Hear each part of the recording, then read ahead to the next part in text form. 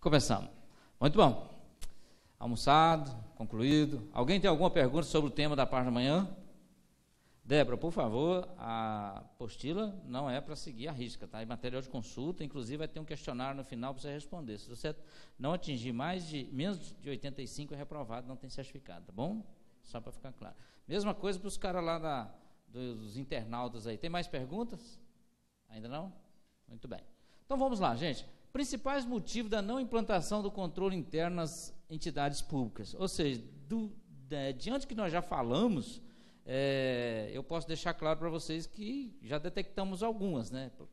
A não aceitação da auditoria ou não ser fiscalizada é um dos motivos que não existe a implantação.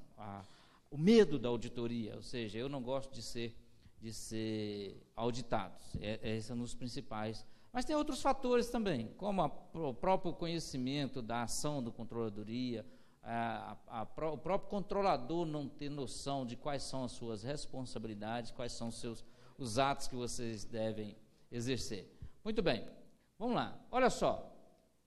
Dentre os principais motivos, vamos destacar aqui as dificuldades em formatar uma estrutura básica de controle interno.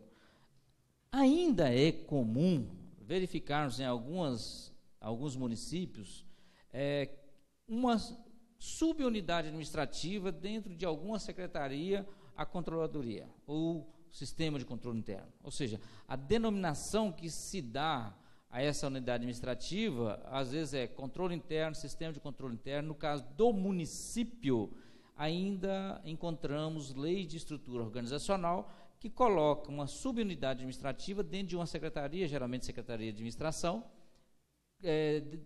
dizendo que é uma controladoria. Na verdade, não deveria ser assim, né? Como nós já explicamos anteriormente, deveria ser controladoria geral do município em situações hierárquicas, acima até de secretaria, com independência funcional. Então, nós precisamos consolidar esse entendimento que a controladoria geral do município ela deve estar inserida na estrutura e o controle interno é inerente a cada unidade administrativa. E esse controle interno existente nas demais unidades administrativas integra o sistema de controle interno que é consolidado pela controladoria geral. Esta é a ideia, ok? Bom, pois bem, vínculo do controlador com o ente controlado em nível hierárquico. Esse é o problema. Qual o vínculo? O controlador, ele tem que ser servidor. Não se discute isso. Não se discute. Entende-se que seja servidor do quadro efetivo, mas não efetivado no cargo de controlador geral. Que ele seja, o cargo de controlador geral, seja um cargo de confiança, de recrutamento limitado, ou seja, recai sobre o servidor efetivo, hierarquicamente superior a secretário. Quando eu falo hierarquicamente, não só nas atribuições, mas também nas questões de remuneração, porque ele vai exercer uma fiscalização ampla, ele não pode estar subordinado a um secretário, como é o caso. Pois não. Quanto ao período do controlador de Câmara, o entendimento do tribunal é 2 anos, né? 2 anos, não, é um mandato. O tribunal, isso não compete ao tribunal definir, isso compete a cada legislação. Se sua Câmara está dizendo, não existe, ele não é cargo eletivo, então ele não pode determinar período que vai ser o controlador geral. Ele vai deixar de ser controlador geral o dia que ele não quiser mais, ou o gestor que nomeou falar assim, olha, eu vou trocar porque eu vou dar oportunidade a outro controlador. Até porque se estiver realmente dando resultado como controlador, não se vai trocar, entendeu? Então, não existe essa regra para 2 anos, 1 ano, não. Ele vai ser um cargo comissionado de recrutamento limitado e vai ser ocupado enquanto o gestor achar conveniente, tá? Para não haver até a interrupção da continuidade do processo de controladoria. Lembrando que os demais cargos são cargos de provimento efetivo, esses vão ser concursados. Okay? Esse é o modelo que tem dado mais certo em todas as unidades administrativas e órgãos que a gente tem fiscalizado. Porque, por exemplo, lá em Sarandi eu sou efetivo, né? Sim. E daí só que não existe na lei ainda o regulamentado período, como que é feita, tá como se fosse livre exoneração. Pois e aí que vai ficar. Por exemplo, você é efetivo em qual cargo? Eu sou efetivo no cargo de operador de comunicação. Sim, se você for escolhido pelo gestor, para ser controlador geral, se o cargo for de comissionado de recrutamento limitado, não vejo problema nenhum. Agora tem que ver quais as regras criadas pela lei que criou o cargo, se tem que ser nível superior, tem que ter experiência, efetivo, essas coisas todas têm que ser levadas em consideração. Isso quem define é cada órgão, não é o tribunal que define isso.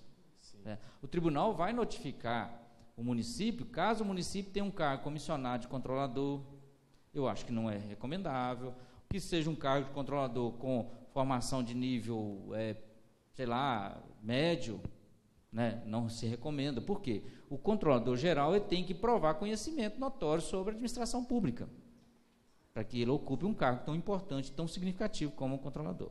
Perfeito? Bom, metodologia de controle a ser implantada. Como nós falamos, em muitos casos, existem controladores que não têm noção nenhuma de procedimento de auditoria. Então, precisa ter conhecimento desse ramo de atuação, tendo em vista que a metodologia utilizada pela controladoria é metodologia de auditoria. Mas eu não sou auditor e eu sou controlador geral. Não importa, a sua equipe tem que praticar métodos de auditoria. Então, essa parte-se desse princípio. Bom, dificuldades em definir as rotinas de controle interno. A rotina de controle interno parte-se do princípio, ou seja, a base para você definir as rotinas é a lei de estrutura. Você não vai... muito se fala em sistemas. Por exemplo, o manual de implantação do sistema de controle interno definido para o Estado do Espírito Santo, que é de autoria do José Oswaldo Glock, que é um colega de editora, ele traz o seguinte: sistemas, por exemplo, sistema de RH, sistema de contabilidade, sistema de patrimônio. Olha, o que ele quer dizer com isso? Que sistema não é um sistema lá informatizado. Sistemas são todos os procedimentos adotados para definir o controle de RH. Ou seja, pode ser uma instrução normativa, pode ser uma portaria, pode ser um decreto, pode ser o próprio estatuto do servidor. Então, o sistema é tudo aquilo que integra, ou seja, que normatiza a atuação daquela unidade administrativa. Então, pode ser criado dessa forma? Até pode, mas pode não ser eficiente, porque nós temos a obrigação de normatizar e atribuir responsabilidade a cada responsável pela unidade administrativa onde nós estamos normatizando. Então, a primeira base para fazer isso chama-se Lei de Estrutura Organizacional. Você vai trabalhar a lei de estrutura e normatizar. Bom, aqui eu falo o seguinte: quando a gente fala de sistema, é comum as pessoas elas confundirem sistemas, ou seja, uma metodologia interligada, ou seja, procedimentos de rotinas interligados, com sistema de informática. Sistema de informática ele é uma ferramenta. Como é o caso de algumas empresas de consultoria em sistemas que vendem, chegam lá, nós temos um sistema de controle interno que vai gerar o relatório, vai gerar isso, gente, não entra nessa não. Sistema pode gerar informações para você exercer o seu papel de controle. Sim, sem dúvida nenhuma. Sistema é parametrizados. Agora, o sistema vai exercer o controle interno? Não. Quem exerce controle interno são servidores. E pronto, acabou. Tá? Pergunta. Pergunta do Mário Francisco. São 3 perguntas, na verdade. A primeira não é uma pergunta, mas ele pede para o professor indicar o caminho novamente para acessar a minuta de rotinas e procedimentos do controle interno, por favor. Está no meu site, miltonconsultoria.com.br. No final do site vai estar lá cartilha institucional de Frei Inocêncio, da Câmara Municipal de Frei Inocêncio. Aí sim, vai ter acesso a essa cartilha com todos os procedimentos. Caso queira, também pode entrar em contato com a Câmara de Frei Inocêncio, que é no estado de Minas Gerais, e solicitar um exemplar. Ok. Agora a pergunta. Pode ser de autoria do Legislativo um projeto de lei que preveja a Controladoria Geral do município abrangendo as unidades, inclusive o controle da Câmara? Hipótese nenhuma. Isso é vedado pelo artigo 51 da Constituição Federal. A organização, né, funcional dos serviços prestados pelo Executivo é de iniciativa privativa do chefe do Executivo, mas ninguém. Agora, lá na Câmara, sim, a estrutura organizacional da Câmara é de iniciativa privativa da mesa diretora através de resolução. Já o quadro de servidores do Legislativo é por meio de lei. Ok. E a última pergunta, também do Mário Francisco. Pergunto, pois participante desse grupo, desse curso, percebi que o controle interno não funciona em meu município e geralmente o executivo exerce muitas influências sobre o controlador. O Francisco aí, ele tem toda a razão, né? Porque é o seguinte, a conclusão que a gente chega é essa mesmo. Quando a gente percebe que o controle interno ele tem que ser um órgão fiscalizador independente, inclusive com independência funcional, e a gente percebe que os municípios hoje, o controle interno não é o guardião dos documentos passivos de fiscalização externa, que ele não controla o portal da transparência, que ele não controla acesso à informação pública, que ele não afere a execução das metas, né, do PPA, e uma série de outros né, atos que ele não faz, a gente percebe que nós teremos que reinventar a controladoria.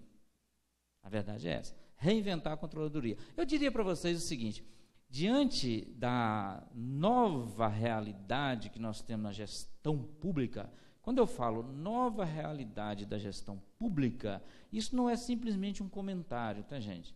Desde 2007, eu estou trabalhando junto com a STN, o Conselho Federal de Contabilidade, o Conselho Regional de Contabilidade, de Minas Gerais, no caso, que as mudanças da gestão pública, ela tem uma fundamentação nas normas internacionais de contabilidade aplicada ao setor público. E quando a gente fala de contabilidade numa prefeitura, por exemplo, não é simplesmente empenho, não. A contabilidade, ela passa a registrar todos os atos e fatos contábeis ocorridos em todas as unidades administrativas do município. Esse é o caso. Então, quando a gente começa a falar que nós temos uma legislação, que é uma legislação que está aí para ser cumprida, que nós temos toda uma questão de gestão dos municípios, dá a impressão que nós vamos reinventar os municípios. Reinventar os municípios. Eu diria para vocês, eu tive esse ato como gestor, eu digo sem sombra de dúvida e sem medo de errar, que os serviços públicos prestados pelos municípios brasileiros, eles são muito caros. Muito caros. E o pior, muito ruins. Eu diria que de ruim para péssimo. Não combina, não tem liga, né? Não dá certo. Então é o seguinte, se nós queremos qualidade, nós temos que investir. E aí, o investimento seria onde? Seria em vocês. Não só qualificar vocês, como também pagar bem. Um problema dos municípios que pagam muito mal. E aí, meu amigo, sem investimento você não tem qualidade. Você pode ter certeza disso. Então, a ideia de reinventar a gestão municipal, ela não é uma coisa absurda, ela é necessária. E aí, se nós formos detectar hoje, como eu fui gestor, eu fiz o seguinte, nós tínhamos mais ou menos 2 milhões de bens, frota, máquinas e sucata e frota. Vendi todas. Todas. Primeiros 6 meses eu alienei tudo. E aí, mas que isso? Você não pode fazer isso. O que eu fiz? Terceirizei. E provei que a terceirização, ela sai muito mais em conta do que propriamente o uso desses bens ruins. Por quê? Para você pedir um bem, se você tem fica difícil você ganhar. Nós vendemos todos, em 2 anos nós compensamos com 14 milhões de bens conveniados com o governo do Estado e com o governo federal. Ou seja, tinha uma meta a ser alcançada. Se eu vendi 2 milhões de bens velhos, a minha meta era, em 2 anos, colocar o dobro. Nós colocamos 14. Ou seja, ao invés de 4, colocamos 14. Isso é resultado de gestão. Então, e o que falta para nós hoje na administração pública é aferir o resultado. Nós não aferimos resultado quanto a custo, não aferimos resultado quanto a qualidade, quanto a eficiência, quanto a eficácia. E aí fica nisso. Ninguém acha que ele é obrigado a fazer isso. E o controle interno tem que fazer isso. Está lá no artigo 74 da Constituição, não precisa estar inventando nada, né? Vamos em frente.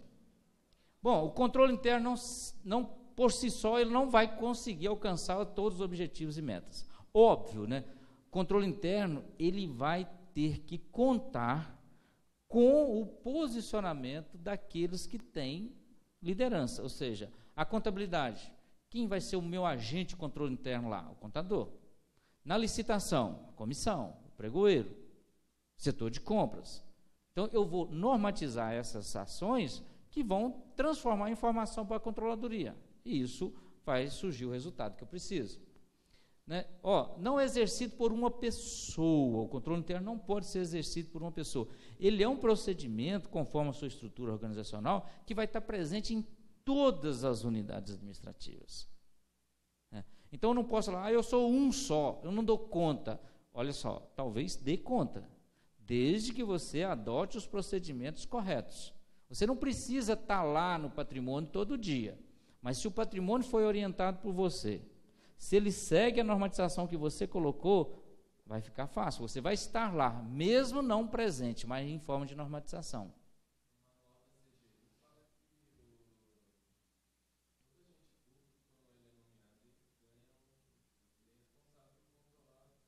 Claro, olha só, vamos buscar isso no princípio da legalidade. Lá no parágrafo único do artigo 70 da Constituição diz que todo aquele que administra, gerencia ou guarda bens públicos, ele é responsável pela sua prestação de contas.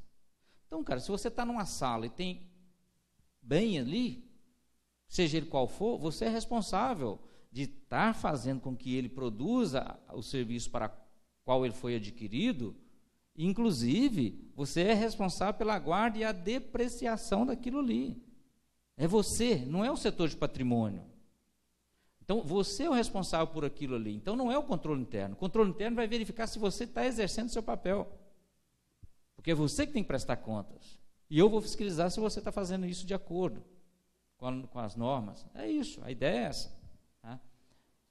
Bom, o cargo de controlador, é claro que tem uma responsabilidade muito alta, obviamente. Com isso, vai exigir o quê? Uma remuneração digna. Como é que eu vou ser controlador eficiente se eu vou estar ganhando igual um funcionário de escalão que não exige muita responsabilidade? Eu tenho que ganhar bem. Isso precisa mudar também na política remuneratória. Aí vocês, vereadores, me causa problema. Porque se eu mandar um projeto de lei para a Câmara hoje, colocando o salário, o vencimento do meu controlador geral do município, acima do subsídio do vereador, é uma guerra. Vereador tem um negócio que secretário não pode ganhar mais que vereador. Né? E tem um negócio que controlador não pode ganhar mais que secretário, que não pode ganhar mais que o vereador. Espera aí, gente. Tem nada a ver uma coisa com a outra. Sim. E outra coisa, secretário tem que ganhar mais que vereador, óbvio.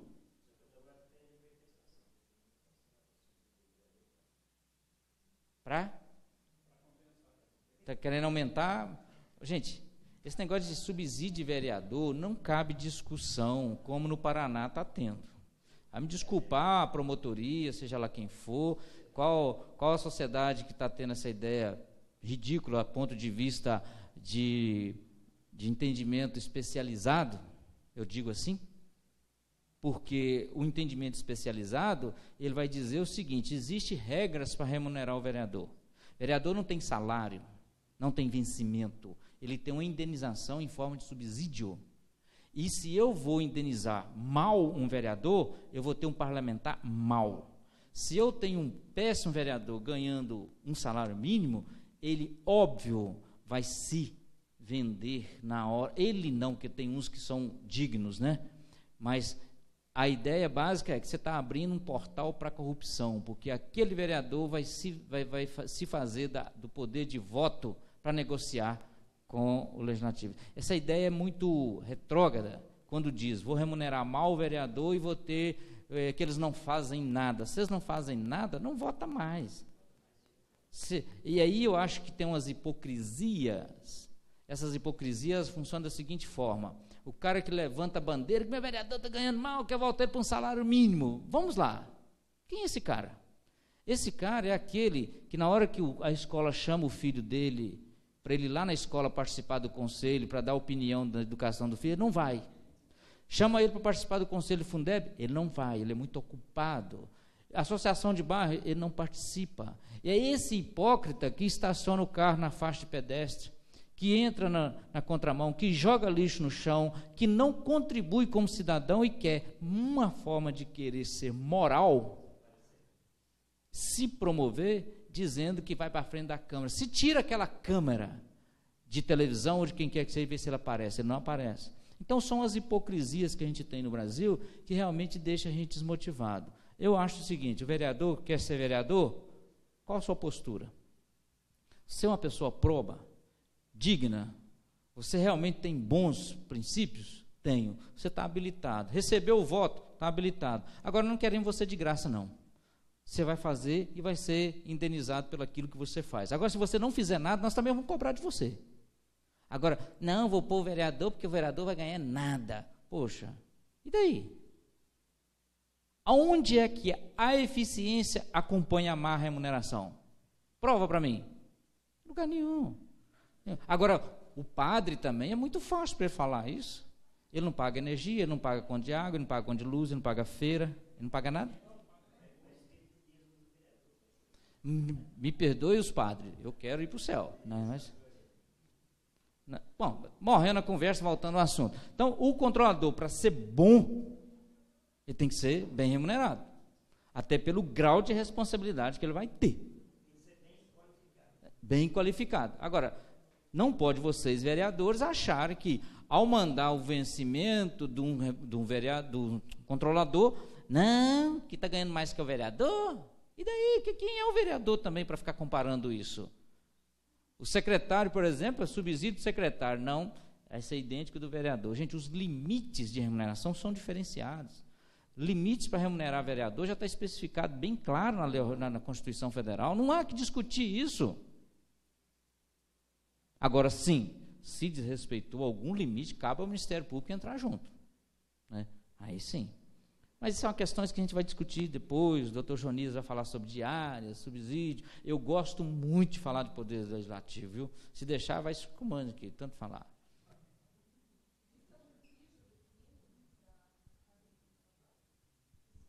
Isso vai muito de acordo com a característica do órgão. Por quê? Se a prefeitura dele, por exemplo, 4.500 habitantes, né? Lá de Delfim Moreira, que passa pouco mais de 8.000 habitantes lá em Minas Gerais. Olha, o padrão é o que a região paga. Né? Depende da característica. Agora, se você falar assim, hoje o meu controlador ganha R$ 2.500, por menor que seja a prefeitura, não estou falando de Câmara, a prefeitura, é muito pouco. Muito pouco pelo grau de responsabilidade. Agora, se ele for um Zé Ruela, um frouxo que não faz porcaria nenhuma, é até caro. Entendeu? Até caro. Né? Até caro. Bom, olha só. Garantias básicas do pleno funcionamento do controle interno. Hierarquização adequada à estrutura organizacional, independência funcional, a nível de secretaria ou superior. Nós já falamos disso. Depois, apoio restrito à autoridade competente. Gente, quando eu aceitei o cargo de controlador gestor lá do meu município, primeira coisa que eu pedi ao prefeito, por que eu pedi isso ao prefeito? Porque eu era amigo de infância dele. A condição de eu ir trabalhar com ele foi, primeiro, você não é candidato à reeleição. Primeiro ponto. Segundo, eu tenho autonomia. E o controlador não pode ser subordinado a ninguém. A ninguém. Ele deve reportar-se ao gestor. Subordinação a ninguém. Até deixo claro para vocês que não existe subordinação do controlador geral ao procurador e nem do controlador geral ao Tribunal de Contas, nem ao Ministério Público, De jeito nenhum. Eles trabalham em harmonia, igualdade de condições, tá? São órgãos fiscalizadores. Não há subordinação. Isso tem que ficar muito claro. Então, precisa desse apoio. Gostando ou não, eu vou manifestar a minha opinião concreta. Por isso, o cara não pode ser bom não, tá, presidente? Bom não serve não. Ele tem que ser excelente. Excelente. Tá? Voltando. Existências de procedimentos e rotinas. O que é isso? A normatização. Não tem procedimentos e rotinas, não tem controle interno. Pronto, morreu a conversa. Tá? Tem que haver os procedimentos e rotinas. Senão você vai fiscalizar o quê? Acesso restrito às unidades administrativas, bem como todas as informações. Você tem acesso livre. Você não é o cara que é chamado para falar. Você fala a hora que você quiser. Você interfere da forma que você achar conveniente. Para vocês terem ideia, eu como controlador, eu entrei no ônibus de transporte escolar e fui e voltei na linha. E me arrependi muito. E não é fácil. Lógico que eu fui acompanhado de 2 conselheiros do Conselho do Fundeb. Tem que ir. Outra coisa também, eu já fui em unidade de saúde 3 horas da manhã para ver o plantão. E encontrei médico dormindo. O cara é gente também.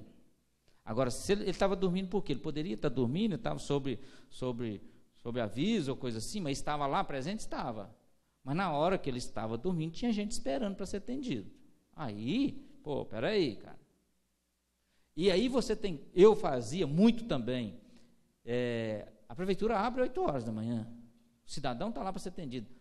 5 para as 8 eu estava na porta da prefeitura, fiz isso várias vezes, na porta da prefeitura e estou vendo. O cara chegou, e aí, beleza, atrasado, hein, bicho?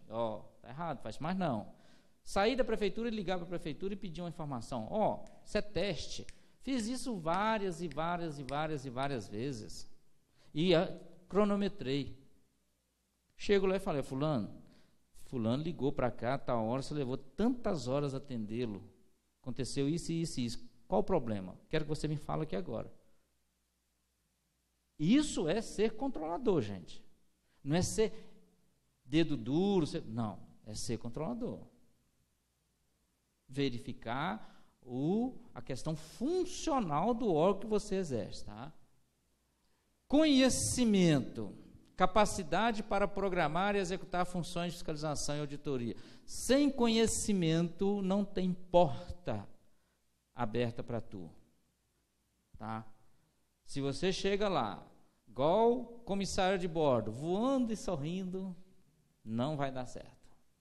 Você tem que ter conhecimento. Para você questionar alguma coisa, você tem que conhecer, pelo menos conhecer quais são as suas atribuições. Não significa que você tem que saber tudo. Que aquilo que você não domina, você tem como buscar apoio. Tá? Seja com engenheiro, contador, advogado, sei lá, qualquer um. Liberdade para relatar resultados sem restrições ou interferências políticas. A primeira-dama é assistente social, não posso falar mal da secretaria da mulher do prefeito. Não posso uma pinóia. Se eu tiver que apontar alguma coisa que está mal resolvida ou gerida, eu vou falar sim. Por que não? Toma providência, pronto, acabou. Eu vou notificar para tomar as devidas providências. Olha, é igual falar que toda unanimidade é burra. Quem falou isso foi o... Fugiu. Entendi. Se eu fiz, quem é que não ouve o autor dessa frase? Toda unanimidade é boa. Eu vou lembrar. Olha só, e a mais perfeita realidade dentro do município. Por exemplo, imagine no seu município se os 9 vereadores forem favoráveis ao prefeito. Costuma ninguém alertar para nada e aí o comodismo vai, na hora que assusta. Então, tem que ter oposição. A oposição não é boa só por lugar, não. A oposição ela é boa para o gestor que está no poder também. Agora, a oposição de verdade, né?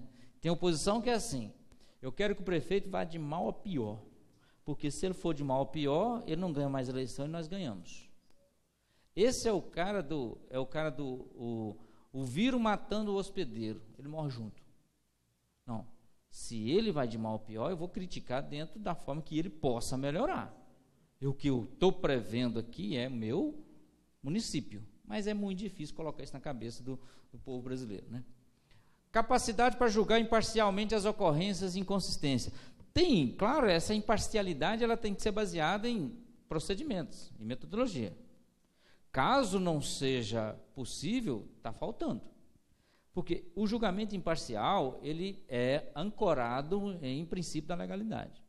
Agora, só porque eu não gosto do cara, eu vou pegar no pé dele. Não, não é por aí. Capacidade para encontrar soluções. O controle interno é um dos poucos órgãos de fiscalização que, ao achar o problema, tem que apresentar a solução. Tá? Seja ela qual for, tem que apresentar a solução. Então, na hora que você for notificar algum problema, você tem que apresentar a solução que deve ser tomada para resolver o problema. Que seja devolução, restituição, seja lá o que for, mas tem que apresentar. E aí você tem que ser criativo para achar dentro da legalidade, sem causar prejuízo ao erário, as medidas que devem ser tomadas. Bom, não se admite o ato de controlar.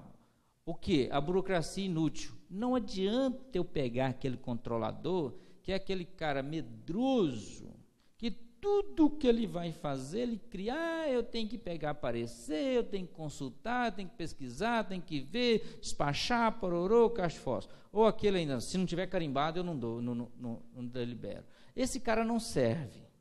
Esse cara já é superado. Então, o controlador tem que ser um cara que tenha criatividade, que seja bem informado, que seja um cara que tenha realmente capacidade de fazer a coisa andar. É aquele que eu chego lá e falo assim, eu quero uma cópia do processo. Não, só tem que fazer um requerimento de protocolar, depois o senhor vem aqui, que a gente vai fazer a cópia, daí 10 dias, talvez 20 dias, a gente vai passar a cópia para o senhor e só entrega se o senhor vier aqui pessoalmente para entregar. Ah, pascucuia, você não está lá para burocratizar, não. Entendeu? Você está lá para resolver o problema. Então, tem que ser criativo, né? Tem que ser um cara bom e não ficar, né, criando a burocracia inútil, que a gente chama, né? Muito bom. Olha, deve-se evitar também controlador terrorista. Aquele, se você não fizer assim, você está morto, você vai ser preso, tem processo, tem isso, tem aquilo outro, né? Se não, vou denunciar você, que o Tribunal de Contas, etc. Agora, esse não serve. Você não consegue convencer ninguém só pelo medo. Ele pode fazer naquele momento, mas não faz com segurança, e vai fugir disso, você vai ficar sozinho, você daqui a pouco não tem parceiro para trabalhar com o controlador. Porque você causa medo nas pessoas, você causa temor nas pessoas. Aquele também que todo dia aprende uma coisa, você ensina a mesma coisa sempre. Por exemplo, tem um município que eu presto consultoria que tem lá, pedido à controladoria de parecer sobre pagamento de quinquênio. Todo quinquênio que é requerido lá, ele manda um pedido de parecer. Pô, eu já dei um parecer nisso. Isso já está regulamentado. Vai lá, lê. Não, se não tiver parecer do senhor, não pago, não. Cara, pelo amor de Deus. Isso é incompetência em pessoa. Olha, o cara tipo papagaio, o controlador diz assim, eu preciso, fica tranquilo, vai estar na sua mão amanhã, pode dar 8h30, você pode chegar aqui, vai estar tudo resolvido, dando direitinho. Aí você chega 8h30 e vai assim, rapaz, não tive tempo. Mas pode deixar que eu vou providenciar. Ou seja, ele passa para você uma impressão que realmente vai fazer, para você ficar bem tranquilo, mas fazer que é bom, nunca traz a solução daquilo que você pediu. Não serve, esse também não serve. Aplica-se ao ato de controlar. Você tem que ter controlador motivado, determinado, ou seja, aquele que contribui realmente para a instituição, aquele cara bom. Bom não serve. Aquele cara excelente, tá? Que realmente gosta do que faz, que tem uma postura, que toda hora que você chegar nele, você sabe que ele vai ter aquele posicionamento. É aquele que o cara comenta assim, Lá no Alessandro precisa não. Ele só faz se for assim. Não, mas se eu for lá, ele vai dar um jeitinho. Não, não vem com essa não. Então você tem que ter essa postura, né? E essa postura é dentro de um padrão que você vai definir previamente. Também tem que ser um cara criativo, aquele que fica copiando. Eu sei que servidor público não gosta de modelinho. Não gosta, né? Até que às vezes pede algum modelo, né, tal, por e-mail, então. Tem um pessoal aqui no Paraná, eu ainda vou gravar o nome dele. Rapaz, mas todo dia ele me pede um modelo de alguma coisa. Todo dia. Gente, tenta criar, tenta pesquisar, tenta ser autêntico. Para com esse negócio de querer copiar do outro para si, que daí a pouco você vai deparar com alguma situação que você não sabe o que significa aquilo, né? Que aconteceu muito com as leis orgânicas, né? Copia. Controlador tem que transmitir segurança, e controlador não trabalha sozinho, trabalha em equipe. Para trabalhar em equipe, você tem que saber lidar com a equipe, tem que ter liderança. Normas específicas sobre controle interno, vamos lá. Uma das normas específicas do controle interno é o quê? A documentação. Olha só, tudo aquilo que se faz na administração pública tem que ser comprovado através de documentação. Então, a controladoria, ela deve fazer, isso é questão de auditoria, sabe? Procedimento de auditoria. Ela deve provar, né, em documentos formais o ato praticado e qual a legislação ele está obedecendo. Para isso, você deve orientar como será executado esses atos. E aí, os procedimentos de rotina são indispensáveis. Registrar todas as transações significativas, né? Aí eu chamo a atenção de vocês, por exemplo, que em muitos casos a gente chega nas prefeituras, a gente não encontra os livros de leis. E aí, vereador, um negócio interessante, nas leis municipais, que todas as leis orgânicas têm um capítulo lá, dos livros. As leis, os atos administrativos e legislativos devem ser registrados em livros próprios, com termo de abertura e termo de encerramento. Aí vem a pergunta, quem faz isso? É a Câmara? É a Prefeitura? É a Controladoria? E fica esse negócio, um esperando o outro esperando um. Exemplo, projeto de lei. O Executivo manda um projeto de lei para a Câmara. Projeto de lei número 1, lá na Câmara. Tem Câmara que não deixa ir o número do projeto de lei, tem que ser numerado na Câmara. Aí eu fico pensando, eu vou ter um filho, e vou falar assim, Débora, qual nome meu filho vai ganhar? O filho é meu, é eu que tenho que dar nome para ele, né? Então, aí as pessoas acham que, em algumas câmaras, que o projeto de lei deve ser numerado pela Câmara de acordo com a entrada dele na Secretaria-Geral. E se eu tiver um projeto de lei da mesa diretora no mesmo dia? Aí não, então vai ser projeto de lei número 1 e número 2. Não é isso. O projeto de lei do Executivo é numerado pelo Executivo, ele é o pai da criança. O projeto de lei do Legislativo é numerado pelo Legislativo. Posso ter 2 projetos de lei número 1? Posso. O que vai fazer diferença nisso aí é o número do processo legislativo que ele vai ganhar a partir do momento que ele é protocolado na Secretaria-Geral. A partir dali ele perde esse significado de projeto de lei. Ele vai seguir pelo processo legislativo nos termos do artigo 59 da Constituição. Bom, tramitou, chegou lá no final. Aí a Câmara faz a redação final ou autógrafo, né? Tem uns que não faz isso não, presidente. Eles batem o carimbo lá, pum, aprovado, e manda para o Executivo botar o número da lei. É outro absurdo. Quem numera a lei é Câmara.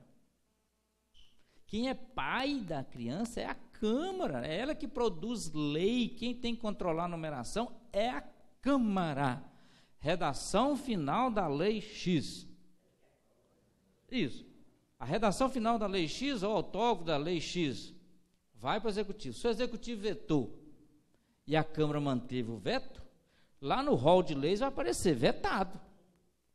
Mas eu, como cidadão, eu tenho o direito de saber quais as razões do veto, como foi o veto, aí eu vou consultar através. Então, quem numera a lei é a Câmara.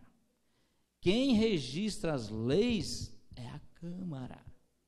O controle interno, ele pode registrar as leis de acordo com aquilo que é feito lá no Executivo. E aí obedece à lei orgânica. Então, cabe ao controle interno o registro de todos os atos administrativos e legislativos em livro próprio. Ele é o guardião desses atos, porque ele vai fiscalizar a sua execução. E não se discute mais isso. Por isso nós falamos lá no princípio da legalidade. Não tem como ele exercer o princípio da legalidade se ele não tem a guarda. É comum nas prefeituras, tudo quanto é lei do município, a gente vai procurar no jurídico. Por que o jurídico precisa da lei para trabalhar? Ele é operador. Isso não tem que ficar lá, isso tem que ficar os originais no controle interno, que é o órgão fiscalizador do município. Pronto, morreu a conversa. Certo? Bom, autorização. Tudo aquilo que acontece nos municípios, em termos de atos patrimoniais, orçamentários, financeiro, é a devida comprovação de quem autorizou, dentro de suas competências. Né? Quem autorizou? Alguém autoriza. Por exemplo, quem autoriza a abertura de processo de licitação? O ordenador de despesa. Quem autoriza, por exemplo, a concessão de hora extra? O secretário da pasta, o chefe imediato, e assim sucessivamente. Tem que se comprovar, porque comprovando a autorização, você comprova a responsabilidade de quem deu causa ao ato. Perfeito? Divisão de tarefas. Olha, as tarefas, né, e responsabilidades essenciais ligadas à autorização, tratamento, registro e revisão das transações e fatos devem ser designados a pessoas diferentes. Por isso a gente chama atenção para a rotatividade de servidores, por exemplo, na comissão de licitação, nas comissões de licitação, no setor de RH, aqueles servidores que não gozam de férias regulares, pode abrir o olho que tem algo errado, né? Porque tem que ter essa rotatividade, que é uma forma das pessoas estar fiscalizando os atos dos outros servidores. Okay? Supervisão, servidor público, gente, ele exerce até bem as suas funções, mas tem que ser supervisionado. E um dos pontos que vocês devem trabalhar é de quem vocês vão cobrar no ato de fiscalização do controle interno. No caso do contrato, o gestor do contrato e o fiscal do contrato. Quem é o gestor do contrato? O secretário da pasta. E quem é o fiscal do contrato? Aquele que o gestor indicar. Vamos fazer um exemplo simples.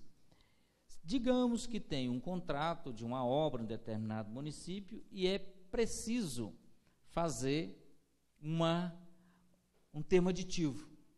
Sei lá, de prorrogar o prazo ou alterar alguma coisa, um termo aditivo. De quem é a atribuição de pedir esse termo aditivo? O gestor do fiscal, o gestor do contrato ou o fiscal do contrato?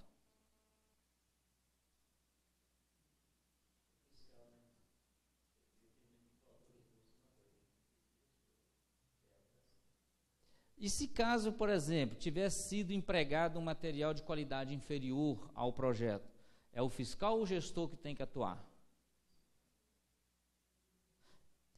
O termo aditivo compete ao gestor, não compete ao fiscal, porque ele é gestor. Compete a ele a questão de custo, aumento ou diminuição, ao gestor. Já a qualidade do produto que está sendo empregado de acordo com o projeto, aí é o fiscal, porque ele é que fiscaliza a execução, a realização. A contratação não é com ele, não cabe a ele. A execução cabe a ele. Então, se ele verificar que algum produto ou algum funcionário da empresa executora está agindo em desacordo com aquilo que exige o padrão de qualidade ou o material definido no projeto, ele tem que notificar. Então, tem essa diferença. Por isso, vocês devem criar, no âmbito do município de vocês, o manual do gestor e o manual do fiscal do contrato, tá? Baseado no que a CGU elaborou. Porque aí vocês vão ter instrumento de atuação. Perfeito?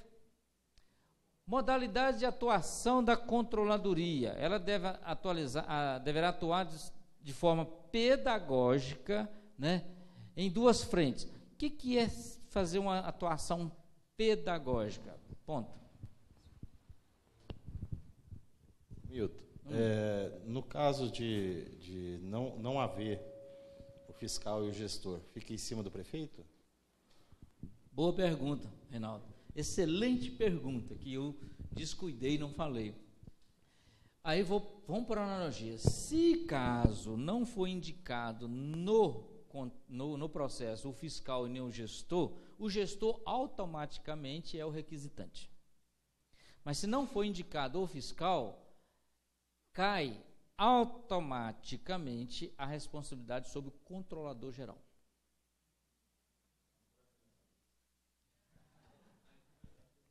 Aí que vai começar as responsabilidades. Cai sobre o órgão fiscalizador, obviamente. Ele passa a ser o fiscal direto do contrato. Então, aí você tem que atestar a legalidade daquela execução de contrato. A coisa fica ruim para vocês. Então, vocês devem exigir, formalizar isso em termos de procedimentos, a necessidade de atender o artigo 67 da Lei de Licitações, que é o fiscal do contrato. Tá? Pois bem, então a forma pedagógica, como vocês atuam de forma pedagógica? É aquilo que eu falei. Vamos normatizar o setor de RH. Ok. Vamos elaborar uma minuta básica dos procedimentos. Vamos sentar com o pessoal do RH e vamos discutir com eles todas, passo a passo, item por item da instrução normativa. Quando nós chegarmos ao final dessa discussão, você já deu um treinamento direto para o pessoal do RH. Com isso, você já tem um prazo definido para você voltar lá e cobrar o cumprimento dessa norma. Então, quando você trabalha a implantação da norma, discutindo com aqueles que vão cumprir com a norma. Então, isso é um trabalho pedagógico. Toda a área que você for normatizar, você vai discutir com o pessoal da área o que vai ser normatizado, quais informações eles vão gerar para vocês. Então, é uma forma pedagógica. Também você pode trabalhar isso fazendo treinamentos, apresentando estudos, orientações técnicas, uma série de fatores, né? Mas isso para quê? Você possa exercer a frente fiscalizatória, que é o principal ponto que o controle interno deve cumprir, e, claro, obviamente, orientou, fiscalizou, não cumpriu ou verificou inconsistência, você tem que fazer o quê? Criar formas de consertar. Formas de realmente corrigir o que foi feito de forma inconsistente para vocês. Então, essa é as duas frentes de atuação da controladoria. Bom, cronograma de implantação dos procedimentos de controle interno. Vamos imaginar que os senhores estão começando esse trabalho. Vamos imaginar que depois desse curso você detectou que seu controle interno não passa de um faz de conta, que você tem que começar praticamente do zero. Quais seriam os pontos que você iria discutir? Primeiro, a estrutura. Como está o meu órgão de controle interno nessa estrutura organizacional? Está adequado?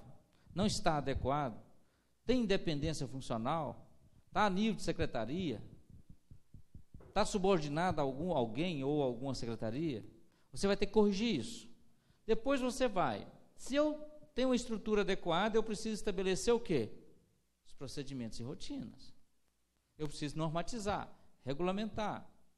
Talvez seja necessário mudar alguma lei no município, como lei de plano de cargo e assim por diante. Tem que estudar isso. Isso é trabalhoso? Sim. Bom, feito isso, o que nós vamos ter? A implantação propriamente dita, nós vamos ter as dificuldades, que não vão ser poucas, vocês vão ter que quebrar paradigmas, vocês vão ter que enfrentar os caras lá antigos, que não mudam, né? E aferir os resultados. Vai demorar um pouquinho. Isso não vai ser rápido, né? Isso seria mais ou menos assim, estrutura, só para esclarecer. A estrutura, verificação na lei municipal, definindo a controladoria como unidade administrativa independente, né? Depois, definir o controlador, quem vai ser o controlador, qual a forma que você vai criar esse cargo, né? Depois, qual a equipe que vai compor a controladoria? Vai ter auditores? Vai ser agente de controle interno? Nível superior, nível médio, remuneração, vinculado, tal. Criar cronograma de implantação? Claro, um cronograma. De quanto tempo você vai levar? 1 ano? Não tenta atropelar as coisas, não. Faz as coisas de forma cronometrada. Vai? Para mim passar para o próximo. Todo na íntegra não, mas algum ponto que você quiser, só pedir por e-mail, eu mando para você em PDF, sem problema algum. Certo? E toda vez que você for usar, usa o crédito lá. Isso é o professor Milton Rupiadinho que eu vi lá de Minas Gerais. Tá? Mais ou menos assim. Mas não precisa xingar muito, não. Só um pouquinho. Depois da estrutura, aí vem os procedimentos de rotinas. Manual de procedimentos e rotinas do sistema de controle interno. Olha, isso tem como objetivo implantar, revisar ou aperfeiçoar as rotinas internas de cada unidade administrativa e todas as secretarias municipais. Claro que existe procedimento de controle em todas as secretarias, em todos os órgãos que vocês utilizam lá. Já existem? Existem. Às vezes vocês só vão formalizar. Então não é chegar lá, está tudo errado, agora é tudo assim, não. Não. Vocês vão aproveitar o que está bom e o que está ruim vocês vão consertar. Com muita cautela, humildade, né? Sabendo levar o negócio, porque senão a resistência vai ser muito grande.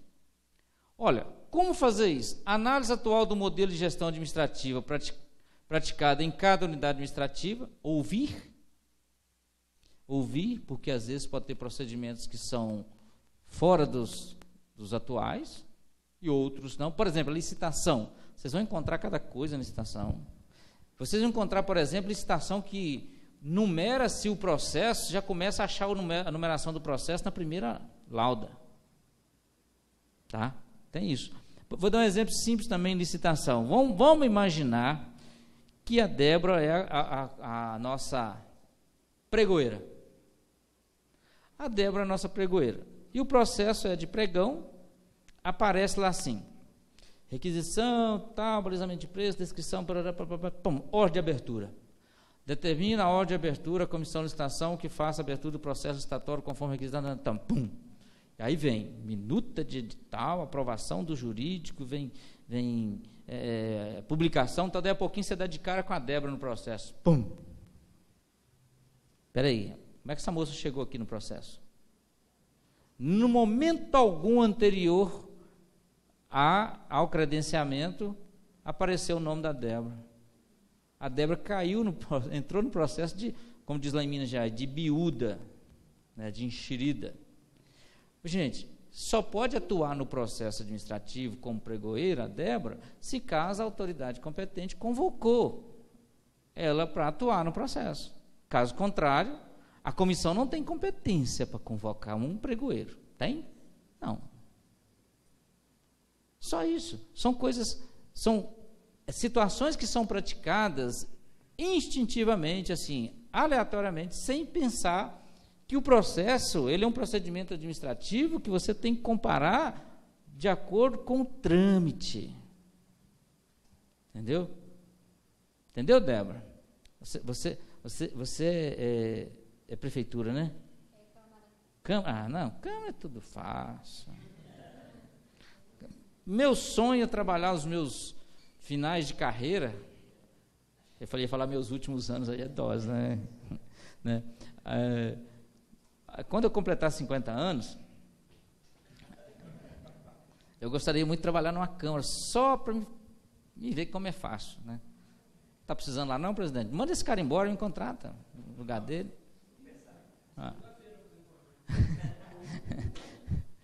E o salário? Compensa ou não? Compensa? Ótimo. Bom, teste dos controles internos existentes, inclusive implantando métodos de aferição da eficiência e eficácia. Teste. Gente, controlador interno tem que aprender a fazer teste.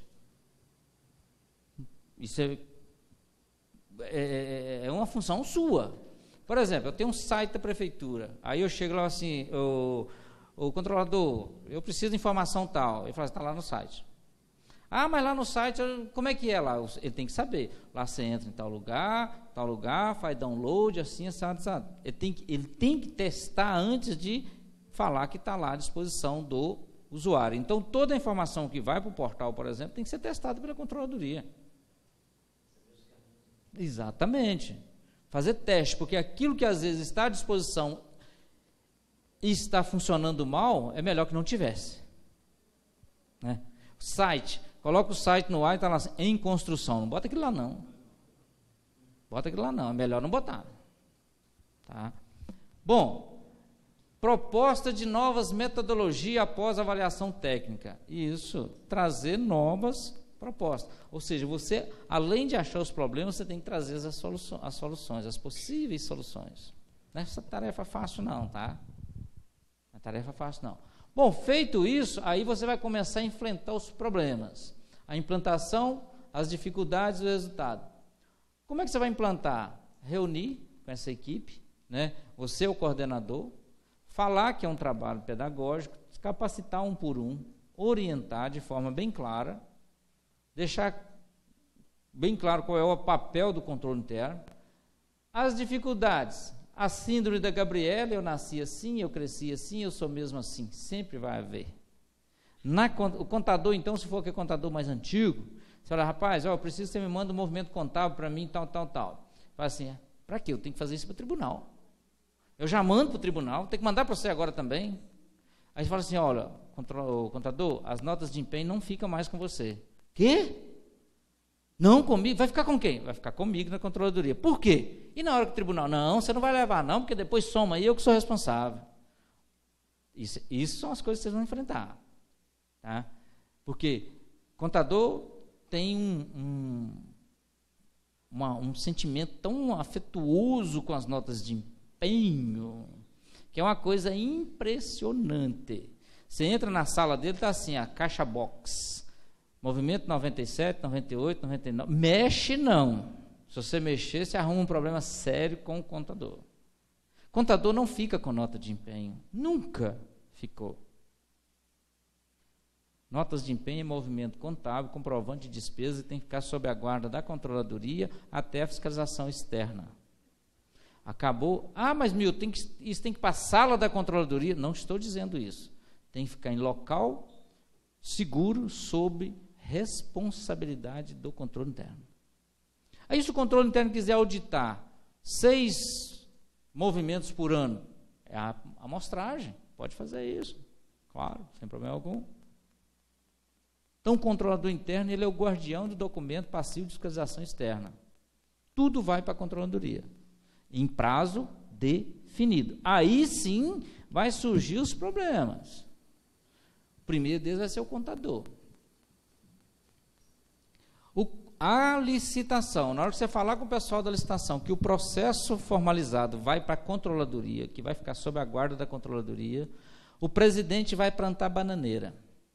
Vai ficar bravo. Não, eu que fiz, é meu. Né? E se entrar alguém aí e estragar? Poxa, para isso tem que ser formalizado um protocolo, onde o controlador vai dar um protocolo para quem está protocolando. Pronto, acabou?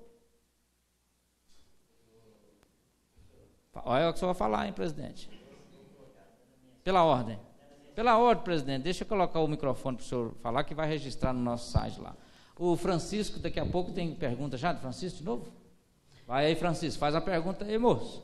O pessoal de Delfim Moreira, de Minas Gerais, faça uma pergunta, pô, senhor, companheiro, faz um trem aí. Vamos lá. Bom, nós ouvimos aqui que o controlador, ele não está subordinado a nenhum gestor, nada. Eu sou controlador, eu vou implantar esse controle, certo? A gente vai ter muita resistência, vai ter do prefeito, vai ter do contador, né? De tudo isso aí. E se por acaso tiver algum impedimento, assim, uma barreira, como que enfrentar? Muito bem, normal. Quando o senhor tentar exercer o ato de controle interno, fazendo o que o senhor acabou de falar, o senhor pode encontrar algumas barreiras, o senhor tem que formalizar por escrito. De acordo com a legislação, o senhor tem que comunicar ao Tribunal de Contas e ao Ministério Público. O senhor é obrigado a fazer isso. Tá? No caso de licitação, por força do artigo 102, se o senhor verificar alguma irregularidade, 102 da lei de licitação, alguma irregularidade, o senhor tem que tirar cópia e encaminhar ao Ministério Público para denúncia. E se o senhor não fizer, responsabilidade solidária. Entendeu? Não é fácil, não. Ser controlador é difícil. Vai. É só para...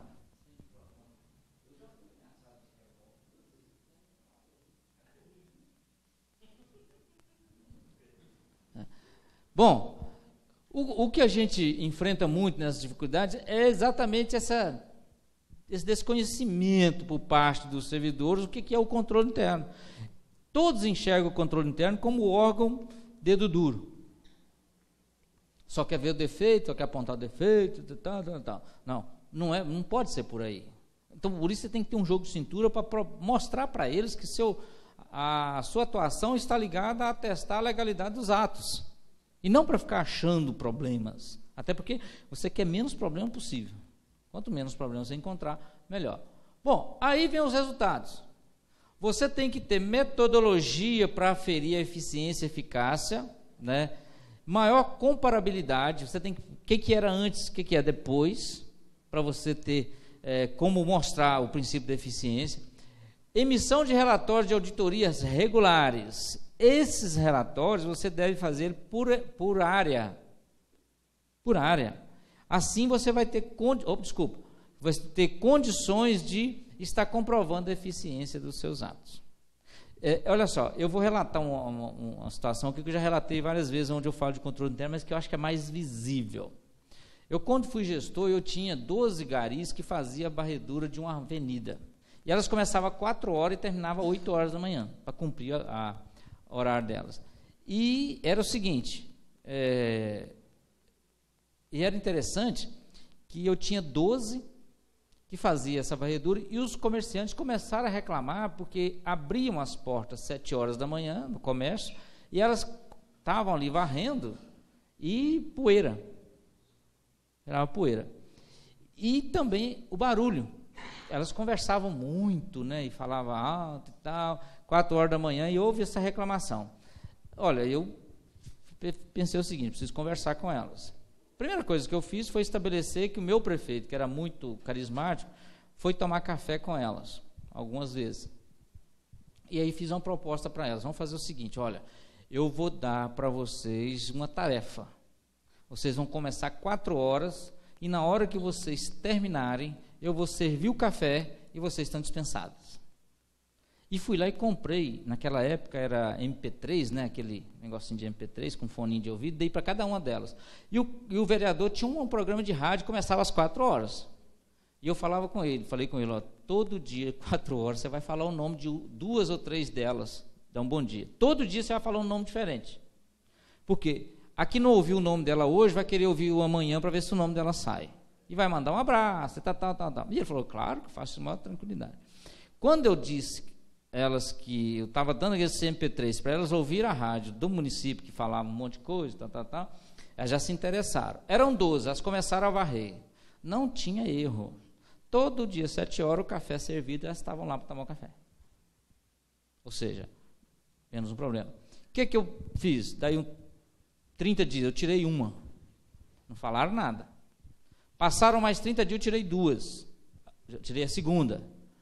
Aí, quando eu tirei a terceira, eles já pensaram, vai tirar a quarta. Eles chiaram. Eu tirei a quarta. Aí, não tem jeito. Falei, então, vamos fazer o seguinte. Eu vou tirar o café, vou voltar às 4 e nós vamos voltar ao que era. Não, aí não. Para nós, não, assim não.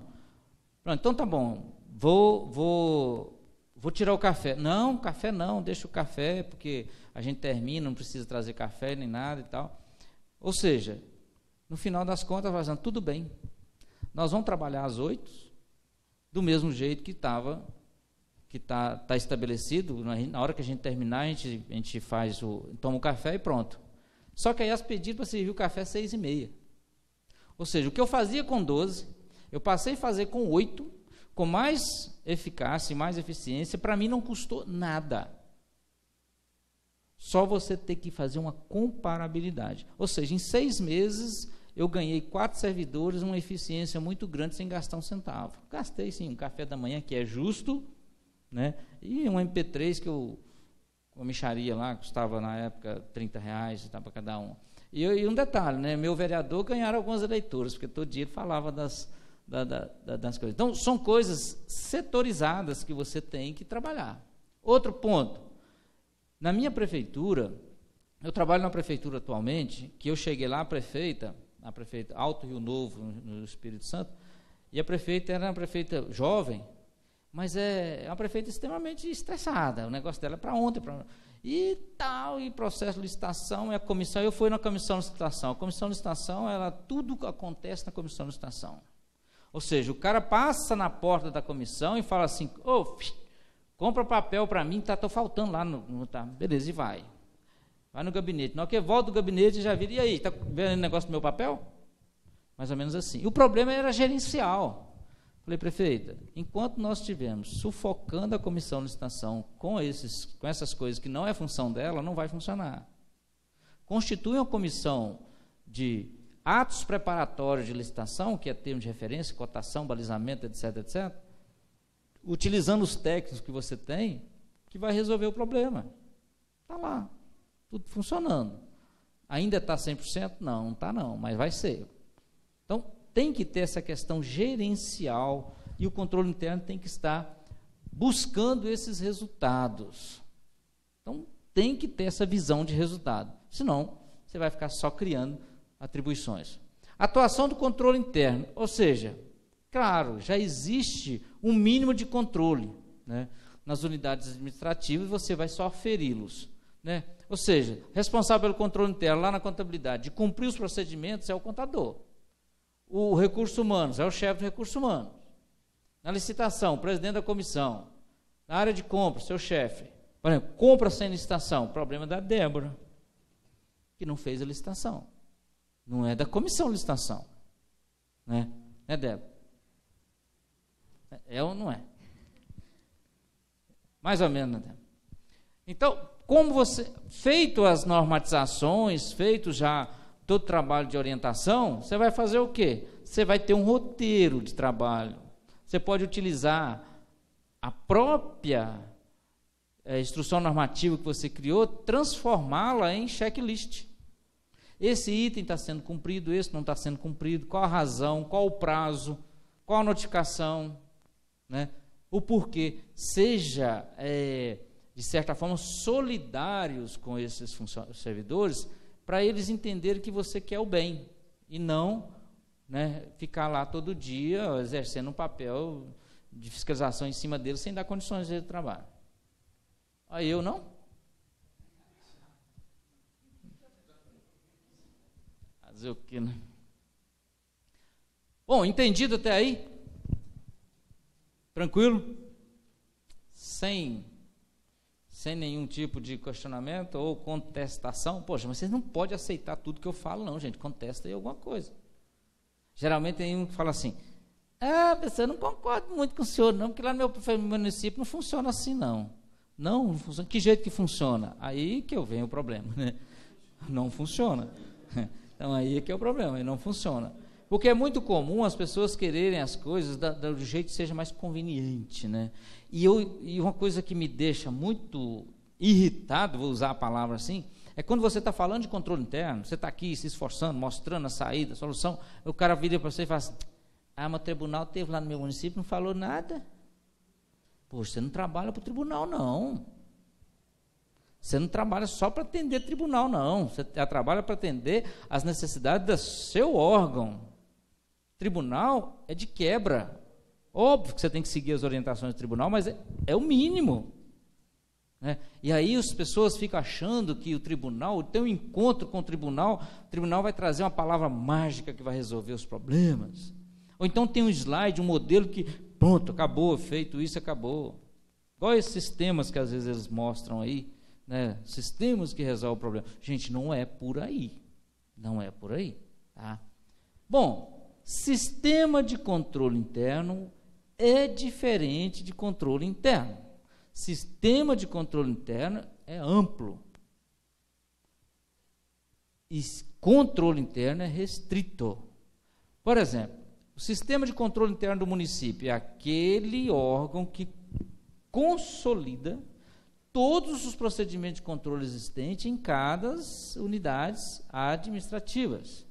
Aí, se vocês levarem em consideração o que diz a legislação, por exemplo, o artigo 70, o 75 da Constituição, o 59 da 101, vocês vão estar escrito lá, sistema de controle interno de cada poder, correto?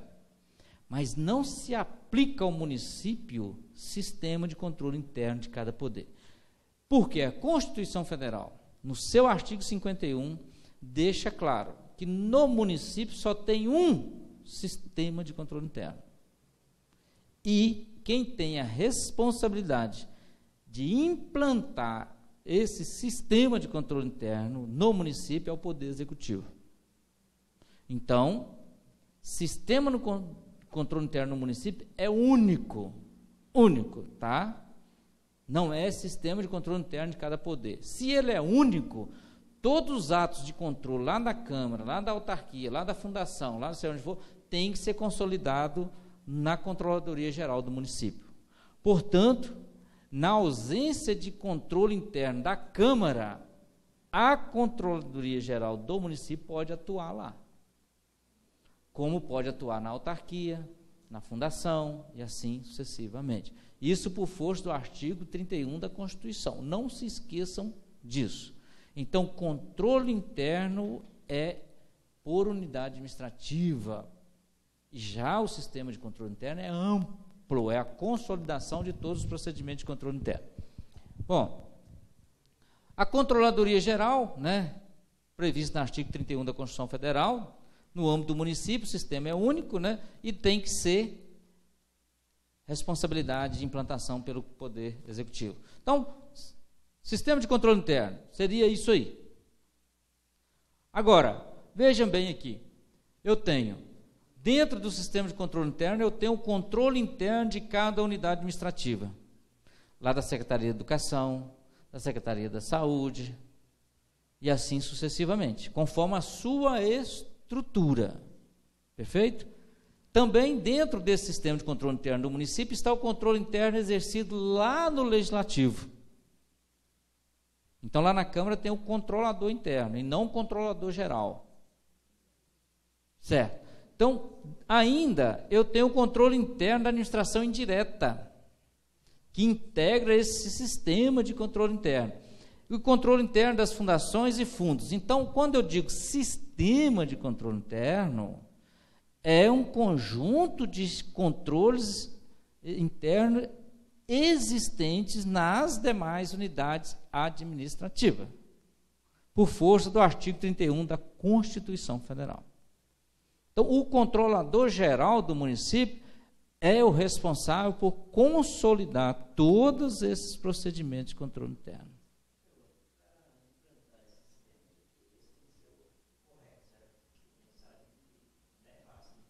Não é fácil, presidente. Não é fácil, porque vou ter muito conhecimento e tem que se doar para isso aí. Para o caminho dele, comprar um dos meus livros, que você já pediu o livro.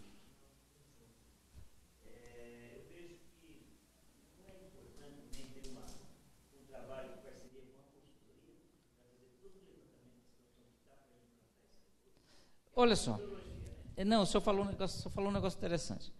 É muito comum, eu não posso contratar uma empresa para fazer os procedimentos de controle interno, nem para implantar o controle interno. Quem tem que fazer isso é o próprio controle interno. Por isso chama controle interno, é lá dentro. Mas a consultoria, para dar suporte, é possível, dar orientação, para apoio, conforme o artigo 67 da Constituição. Então, pode sim, pode, mas isso tem que ser um tempo limitado. Para implantação. Implantação é limitado, você tem que estabelecer um cronograma. Agora, o acompanhamento aí já é outra forma. Agora, a função de controle é inerente a servidor. Ela não pode ser atribuída a nenhuma consultoria, nenhuma assessoria. Então, tem que ser o servidor que exerce essa função, tanto na controladoria geral, quanto no controle específico em cada unidade administrativa. Tá? Então, isso aqui é bom deixar claro que se aplica única e exclusivamente ao município. Então, o município não tem sistema de controle interno de cada poder. Ele tem sistema de controle interno do município. Né? Deixa eu ver se o texto do artigo 31 está aqui. Olha só, embora integrantes do sistema de controle interno dos entes respectivos, instituído por um único comando legal, os poderes executivo e legislativo deverão constituir sua própria unidade de controle interno, não controladoria geral, mas o controle interno, né, podendo, a critério do poder ou órgão, ser constituído com status acima de secretaria. Sim, perfeitamente. Então, como nós já falamos, né, já mencionamos várias vezes, a nível de secretaria ou acima. Perfeito? No caso de prefeitura. E pagar muito bem o controlador. Ganhar mais que o advogado, duvido vocês consigam, e mais que o secretário. Não vai. Né? Ou seja, tem que ter critérios para remuneração e exigência de atribuições. Né? Bom, é obrigatória a existência de controle interno lá no Poder Legislativo? Sim, e ele integra a Controladoria Geral do município, né, prestando contas, remetendo informações, os atos que ele produzir lá. A integração entre os poderes referidos no texto constitucional sobre o sistema de controle interno não envolve subordinação de um ao outro, mas harmonia e obediência a um único comando legal que instituiu o relatório de controle interno, né, gente? Óbvio, por força do artigo 31 da Constituição. Não tem subordinação, mas tem trabalho harmônico. Quem pode ser controlador? Primeiro, um caboclo sem juízo, né? Né, Reinaldo? Principalmente quando não tem autonomia. Aí sim tem que ser louco mesmo, né? Mas é mais ou menos por aí. Então, quem pode ser controlador? Primeiro, servidor do órgão. Você não pode delegar essa função a um externo. Tem que ser ao servidor do órgão, conforme as regras criadas pelo ato legislativo do seu município. Né? Boas maneiras e reputação ilibada. Né, Pablo? Essa reputação ilibada é difícil aferi-la, né? A gente vai lá no Tribunal de Justiça e tira uma ficha do indivíduo, já tá, pode. O sigilo é muito importante, claro. Agora, as boas maneiras é uma pessoa que tem uma postura reta, né? Tem uma postura adequada, né? Igual, por exemplo, já pensou você ter um controlador que vai trabalhar toda segunda-feira com a camisa do Flamengo? A postura do caboclo, a reputação dele, o gosto dele é muito ruim. Né? Muito ruim. Né? Então tem que ter boa reputação ilibada, é aquele que não. Do galo nem pensar. Pode.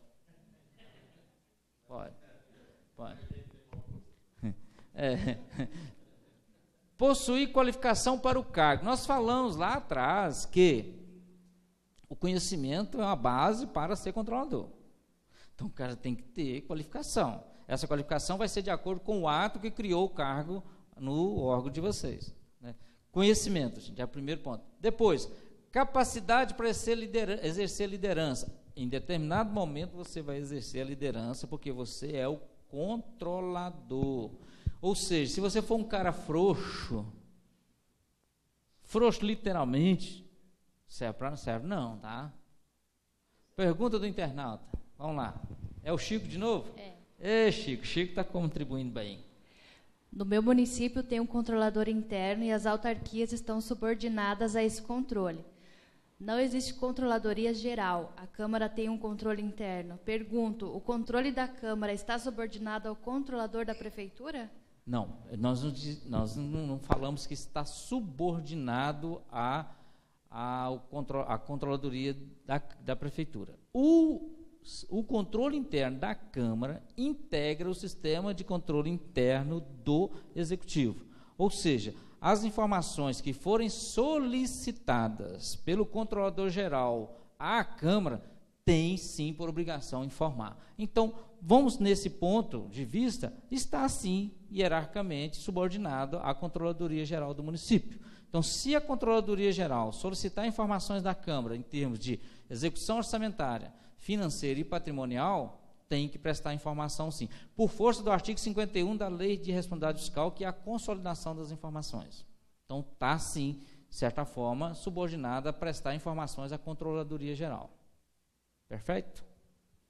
Muito bem. Quanto à autarquia. Se a autarquia não tem controle interno instituído lá, a Controladoria-Geral do município pode atuar lá, e deve atuar, sim, mas deve também notificar o diretor dessa autarquia que cria o seu sistema de controle interno lá. É obrigatório. Bom, saber lidar com críticas e conflitos.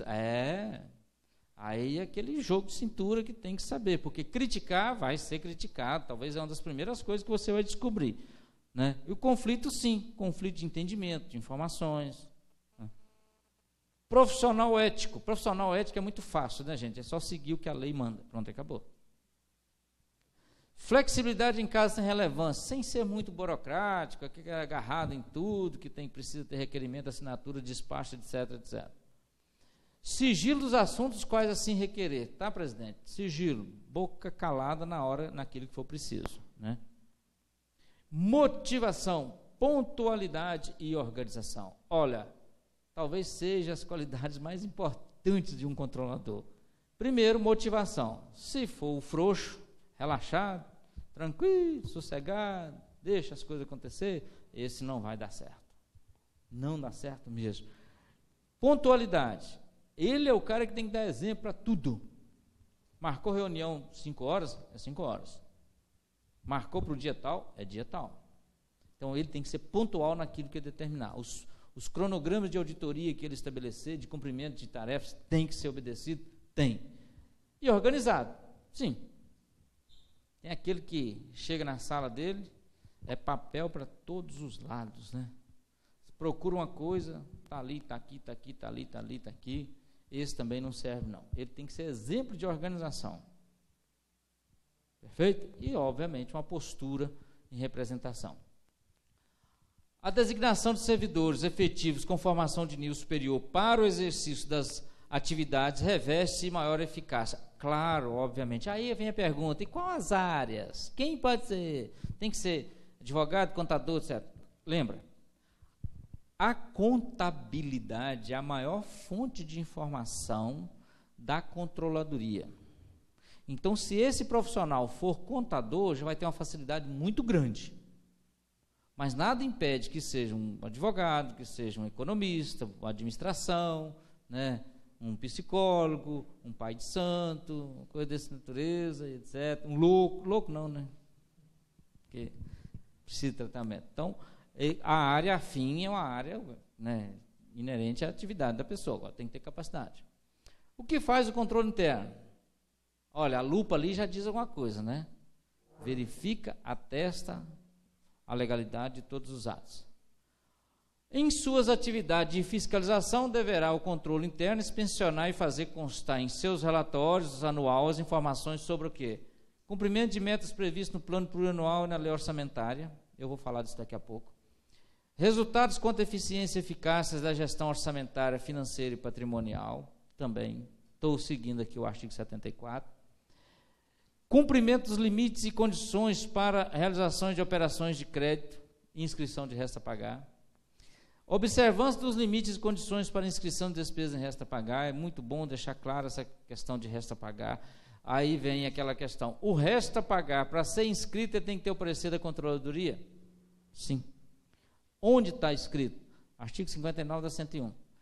O que é limite para inscrição de resta a pagar? Disponibilidade financeira. Por fonte de recurso. Não é só disponibilidade geral, não. Por fonte de recurso. Qual é a condição para se inscrever em resta a pagar? Eu vou sair da câmera, mas você fotografa. A condição é o quê? Estar empenhado. Independente de estar processado ou não. Só se inscreve e resta pagar aquilo que está devidamente empenhado. Perfeito? Então, limites é a disponibilidade financeira por fonte, recurso, e a condição é estar devidamente empenhado. Então, quem atesta isso? Controle interno. Bom, tem mais. Limites para a realização de despesas com pessoal.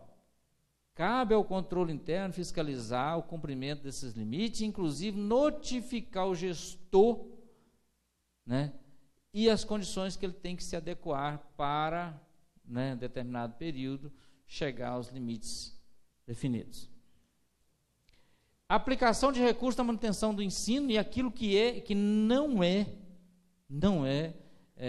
aplicação no ensino, é bom deixar isso bem claro. No caso de vocês lá, vocês devem exigir, já existe uma fundamentação legal, eu vou arriscar aqui, parágrafo 5º do artigo 69 da LDB, de 96, ou 2006, salvo engano. Fala que a conta dos recursos vinculada à aplicação do ensino, conta mesmo financeira, bancária, tem que ser separada. O Tribunal de Contas aqui já orienta isso também. Agora, não só para a fonte de recurso ordinária, mas para qualquer outra fonte vinculada ao ensino, vocês têm que exigir da tesouraria a separação. Vou dar um exemplo. Fundeb, o dinheiro chega numa conta. Aquela conta tem que ser só recebedora. Dali sai, no mínimo, 60% para uma e o restante para outra. E esse gasto tem que ser feito nessas contas e controlado nessas contas, que são recursos vinculados. Vocês devem exigir isso, para vocês comprovar. Ah, Milton, mas eu vou pagar uma despesa que não é do ensino, mas eu vou empenhar lá no ensino, porque a dotação é lá, etc. Mas não conta no cômputo do ensino. Empenha normalmente e paga na fonte de recurso ordinário, que aí você não corre o risco, na hora de estar computando, de aferir esse gasto, você não corre o risco de errar. O controle interno tem que orientar isso através de instrução normativa. Bom, aplicações dos recursos na saúde, destinação de recursos obtidos com alienação de ativos, né? Se for alienar, primeiro que a alienação de ativos tem que ser auditada pela controladoria, porque tem que verificar o interesse público naquela alienação. Né?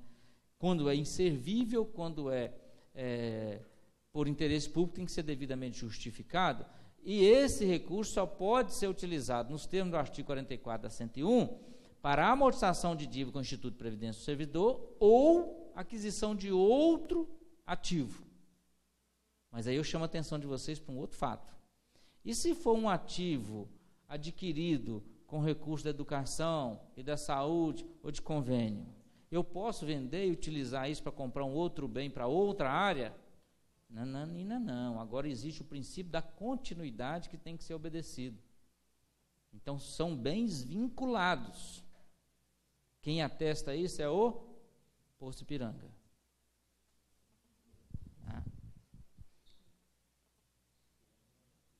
Observância dos gastos com o Poder Legislativo, repasse mensal, senhor presidente. Tá? E o artigo 29A da Constituição, ele é muito rígido. Ele fala o seguinte: senhor prefeito, se o senhor passar abaixo do limite, abaixo do solicitado, da dotação orçamentária, é crime.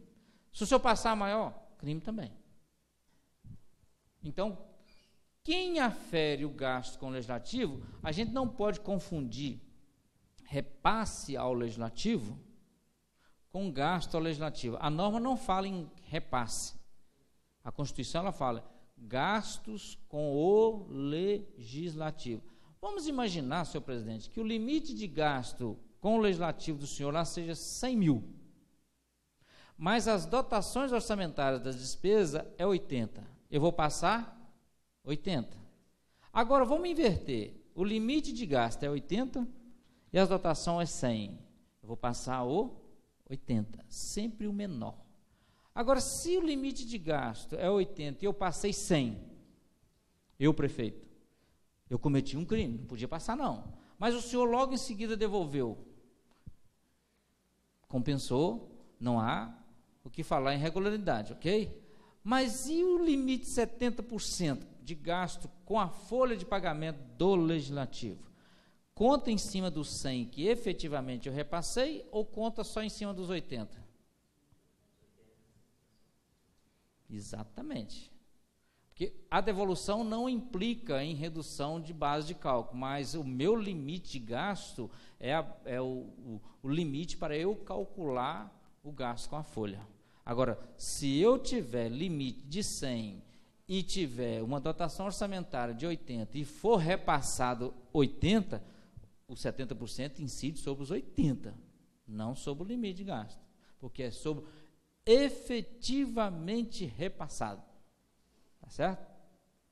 Controle interno que tem que aferir isso. O município está com 62%, mas a Câmara está com quanto? Você está dentro dos 6%. Aí é diferente. Mas aí o senhor tem que entender o seguinte: os 6% de gasto com o pessoal sobre a receita corrente líquida é diferente dos 70% sobre a folha, que calcula 70% em cima do que o senhor recebeu. Mas se o senhor estiver gastando, obedecendo esse limite de 70%, automaticamente o senhor já obedece os outros, tá? Sem problema algum. Isso aí. Aplicação de recursos públicos realizada por entidade de direito privado são as chamadas subvenções sociais, né? Que às vezes o município repassa, e aí vocês do controle interno têm que auditar a prestação de contas, né? Só para você fotografar. Fotografou? Ok. Vamos lá. Regulamentar e adotar as medidas de controle para proteger o patrimônio público, em especial o ativo imobilizado. Cadê a regulamentação do patrimônio? Como que vai ser feito? Como vai ser a via-guarda, a depreciação, a amortização, exaustão, o impairment, que é a perda patrimonial, a baixa, né? Isso tudo tem que estar regulamentado por vocês da controladoria. Auditar os termos de parceria, né? Consórcio, o controle interno tem que manifestar sobre o consórcio, né, cara? Cumprimento da parte representando os órgãos de entidade do município, dos prazos de encaminhamento do sistema, das informações através do sistema informatizado dos tribunais, né? Vocês têm que atestar isso no relatório de vocês. Cumprimento dos procedimentos legais de implantação do portal da transparência, como nós já falamos aqui, né? Cumprimento do que é transparência, o que é informação pública e assim por diante. Organizar os procedimentos de rotinas de guarda, né, de documentos que comprovam a execução das despesas orçamentária, financeira, patrimonial de cada órgão, né? Coordenar o levantamento dos bens de acordo com as normas brasileiras de contabilidade aplicadas ao setor público. Exigir a indicação formal dos responsáveis pela fiscalização da execução de contratos e convênios, inclusive a indicação desses gestores e gerentes de programas constantes do PPA. Vocês devem atribuir a essas pessoas as responsabilidades pela não execução. Atestar a legalidade da administração do Instituto de Previdência, fazendo demonstrar o montante de inscritos em resta a pagar, se realmente as contribuições são compatíveis, estão em dias. Detalhar a composição de despesas pagas a título de obrigações patronais, né, com especificação de valores repassados ao Instituto Nacional do Seguro Social ou o regime de própria previdência. O que acontece muito nisso aí? É que às vezes a GFIP é uma coisa e a folha é outra. Existe muito isso. Nega informação na GFIP para diminuir o repasse da contribuição previdenciária. Esse?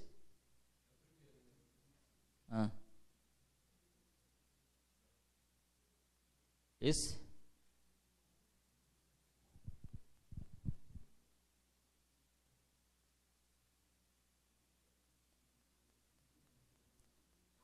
Emitir parecer sobre renegociação de dívida junto aos regimes de previdência. Isso aí vocês têm que emitir parecer. Caso seja emitido um parecer por algum conselho, vocês têm que atestar isso.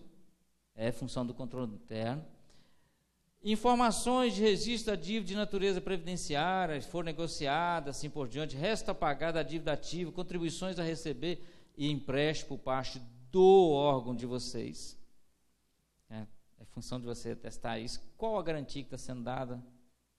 Qual a fonte de receita? Fundeb, vocês devem acompanhar o gasto com Fundeb, exigindo que toda prestação de contas seja analisada pelo Conselho do Fundeb, né? Inclusive fornecendo a vocês cópia dos atos.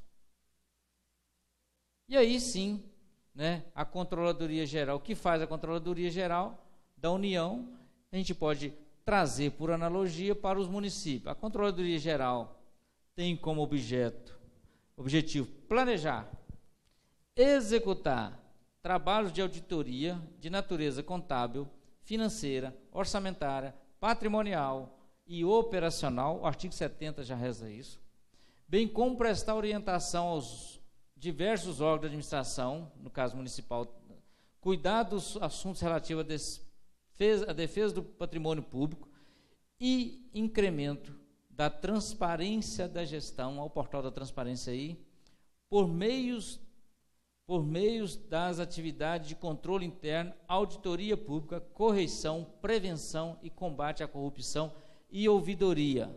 E ainda, orienta as operações de guarda de documentação, execução físico-financeira, cumprimento de prazos, exigências de prestações de contas anuais e convênios.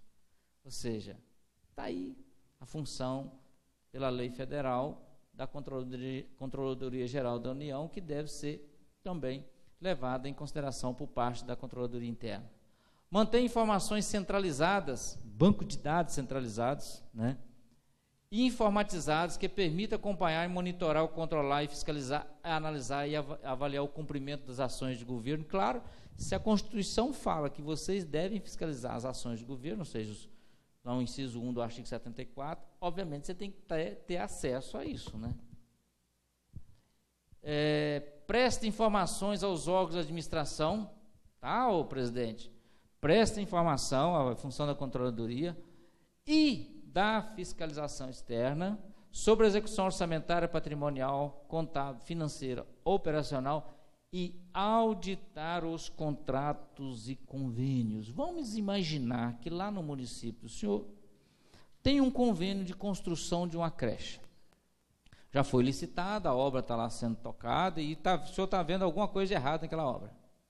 O senhor pode pedir para o controlador geral do município que ele emita um parecer de auditoria e remeta à Câmara Municipal? Pode. Deve. Tá? Ao invés de sair conversando fiado lá, o vereador deve pedir um parecer de auditoria ou até mesmo chamar o controlador na comissão e falar, presta informações para nós assim, assim, assim, que a gente precisa saber. É função constitucional dele. Tá? Se nós estamos falando que o cara tem que ganhar bem, nós também vamos falar para que ele tem que ser bom na coisa. Pois é. Então, cadê o cronograma? Quais as citações que o município fez?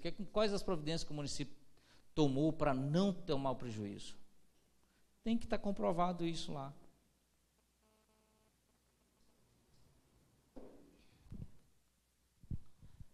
Analisa e propõe a correta adequação das despesas a serem realizadas conforme planejamento previamente estabelecido. Claro, cronograma mensal de desembolso é um dos principais instrumentos que o senhor vai utilizar para isso. Pois não, Reinaldo? Ô, Milton, sobre esse assunto que o colega levantou sobre atraso de obras, está acontecendo no Paraná e Brasil. Nós temos na nossa cidade, porque eu também sou responsável pela Secretaria, pelo Departamento de Planejamento.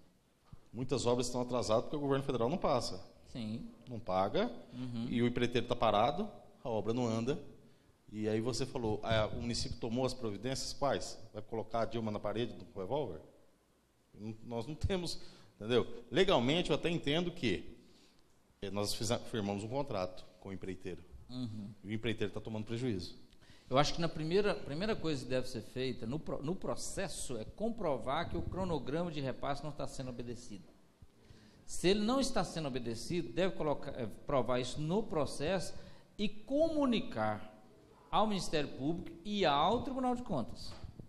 Porque, na verdade, é um bem patrimonial do município que está sendo, de certa forma, depreciado não, está havendo uma perda patrimonial, um impairment lá no município. Então, se o município simplesmente, você pega o processo, não tem nada. Geralmente não tem, né? Não tem nada. O município está deixando de cumprir o seu papel também, né? Tem que notificar o órgão responsável pelo repasse, se for a Caixa Econômica Federal, seja lá o que for, o prefeito tem que estar se resguardando disso, porque na hora da mídia ir lá e falar que é o prefeito que não está cumprindo, não está fazendo a obra, que a obra está parada, a mídia vai. Não, agora, ele tem que estar amparado. Não, e tem a outra parte, questão indenizatória do contratado. O que você entende? Porque é o seguinte, o governo federal não passou, tudo bem. É o que a gente alega, é o que os empreiteiros têm acatado. Mas e o prejuízo que o cara tomou? Quem fez o contrato foi o município. Pois é, aí, ou seja, nós chamamos isso lá na licitação de ALEA. É o risco que o particular corre em contratar com a administração pública. Aí nós temos que analisar caso a caso para ver quem é que está causando esse problema. Porque se nós indicamos lá no nosso contrato que a fonte de recurso é o repasse do governo federal vinculado àquela fonte de recurso, nós vamos nos isentar de responsabilidade nesse caso. Caso contrário, nós teríamos que dar um jeito. Ou seja, casou com a viúva, meu amigo. Nós somos filhos juntos.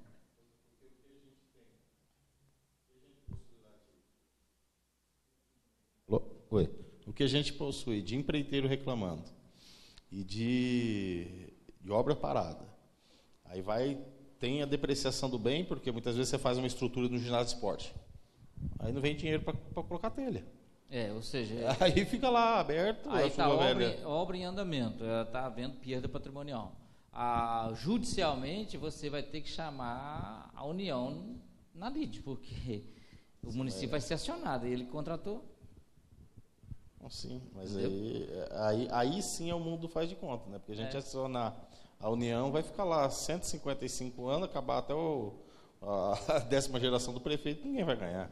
Aí sim a gente está vendo um país que não vai para frente porque realmente não tem estrutura para executar nada. Primeiro, nem estrutura e nem planejamento, porque começa todas as obras e aí ninguém termina. Aí fica a prefeitura passando vergonha, o empreiteiro tomando prejuízo e a imprensa falando aquilo que não sabe. Exatamente.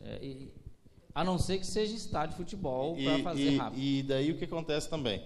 Com todo respeito aos vereadores. Os vereadores também, pelo menos no nosso município, em vez de ele procurar saber a verdade, ele vai para cima do palanque, porque ele quer ganhar voto e fama, e fica falando aquilo que ele não foi lá perguntar. Claro. Não, porque o prefeito não presta, o prefeito não foi, ele foi lá perguntar para mim se veio o recurso ou não, porque ele lá meteu o pau no prefeito, coisa mais fácil. Pois mas exatamente...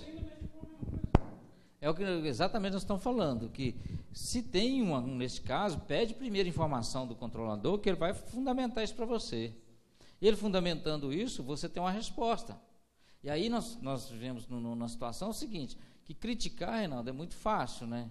Agora, criticar o prefeito que está lá na porta do eleitor todo dia, sim. Agora eu quero ver criticar o governo federal, porque a obra só iniciou porque houve uma garantia do governo federal que haveria o repasse, né, financeiro. E mesma coisa acontece aí com esses chamados programas, né? Que vai jogando as responsabilidades dos municípios, as contratações, e o dinheiro mesmo não vem. A vereadora que foi lá na minha porta, ela entrou e falou assim, eu gostaria de saber porque ela é do PT, né? Ela é do PT. Ela falou assim, eu gostaria de saber por que a obra está atrasada. Eu falei assim, porque sua presidente não paga. Então quer dizer que ser do PT tem um tratamento diferenciado? Tem, eu falei para ela, não termina a obra porque sua presidente não passa dinheiro. E o que eu faço? Falei, vai lá e cobra dela. É do seu partido.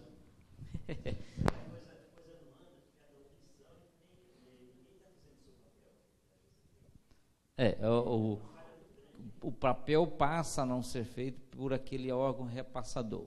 A partir daí que ele deixa de repassar, também os órgãos fiscalizadores que teriam poder de penalizar os órgãos repassadores também não agem, né? Vamos dar um exemplo, os estádios de futebol foram construídos. O gramado foi construído, não foi? Mas as obras de aeroportos foram concluídas? Não foram.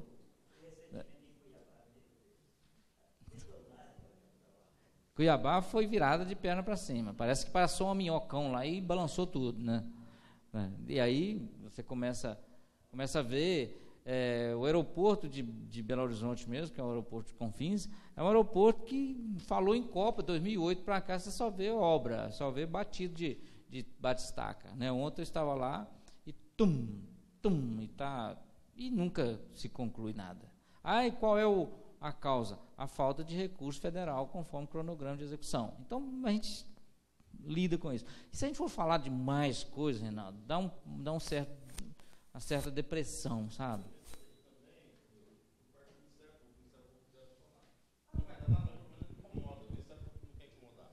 O Ministério Público quer incomodar o coitado do prefeito que está lá. Aí ele vai lá e incomoda o coitado do prefeito o tempo todo. Agora, eu nunca vi o Ministério Público incomodar com aquilo que realmente se incomoda, tem que se incomodar, entendeu? Eu acho que eles passam do limite naquilo que eles não poderiam e não fazem aquilo que eles deveriam. Sabe, a grande maioria deles. Nós temos um absurdo, por exemplo, no município de Terra Rica. Se eu falar para você que é ilegal, eu vou falar para você que é legal, mas o que você faria? Vou dar um exemplo rapidinho. Nós ganhamos um asfalto, entendeu? O asfalto lá. O governo foi lá e executou esse asfalto. Uma empreiteira contratada pelo governo estadual foi lá e executou esse asfalto. Faltando 2 quarteirões para terminar, ele tinha um dia para fazer tudo isso. Era uma empresa grande e realizaram um serviço fantástico lá. Quebrou o caminhão-pipa da empresa, porque tinha que lavar o asfalto antes para passar o CBUQ. Ligaram para o prefeito, o prefeito falou, ou lava hoje, ou eu vou embora e vai ficar 2 quarteirões sem fazer. O prefeito fez, ligou no almoxarifado, pátio, falou, desce lá, lava o asfalto. Foi o pipa da prefeitura, lavou o asfalto. Na outra semana ele recebeu um processo porque ele mandou um caminhão-pipa do público executar um serviço que era de uma empreiteira privada. Isso da promotoria. Da promotoria. Pois é, cara. Aí eu vejo o seguinte, olha só. O interesse público tem que estar acima de qualquer interesse, sei lá, de promotoria, seja lá o que for. Aí o prefeito deveria fazer o seguinte, formalizar, tudo bem, vou mandar. Tem que resolver. Manda por escrito aqui para mim, pedindo.